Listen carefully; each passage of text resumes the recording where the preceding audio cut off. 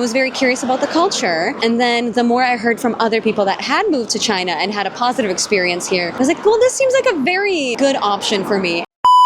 Nice to meet you. My name is Larina. Hi, I'm Tatiana. Where are you from? I'm Russian-born, American-raised. So I spent a little bit of time in my childhood in Russia, most of my life in America. How long have you been in China? 1 year. So not very long at all in Shanghai. So you work in Shanghai. I do work here. I am a kindergarten teacher. So previously in the States, I was also a school teacher. And so I was a school teacher back in the States. I am a school teacher here in China. But in the States, I taught Spanish. Here, I teach English. So kindergarten, right? Yes, 3 and 4-year-olds, very small babies. So what do you think is the best part in your job? What I enjoy about my job, I think watching them develop over the 10 months I get with them, because you get very, very small, a little bit incompetent 3-year-olds, and then by the time they turn 4, they're done with K1. They're able to do a lot more things by themselves, and I guess I take a lot of joy in being a part of their development and helping them feel loved, helping them feel safe, and then they're learning English and they're learning a lot of things at this age, so it's great.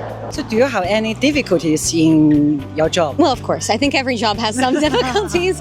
I think in teaching, one of the most difficult things is, apart from just educating, you're also managing a lot of behavior. So when you have 20 students in a classroom, you have 20 little kids that want to do their own thing. They don't always want to follow the plan that you set for the day. So I think the most difficult part is just helping them manage their own behavior, helping them develop through that. So because you live in Shanghai, right? Yeah. So what's your favorite part of Shanghai? Chinese people are great. I'm going to be honest. When I first moved here, I was a little bit nervous because, it's not the culture that you grew up in. It's not a language that you're proficient in. But every single time I've had a difficulty or had a question or have gotten lost in Shanghai, because I've done that before, I feel like there's always a very kind person that knows this area that is able to help me. So that's probably my favorite part. It's just Chinese people are great.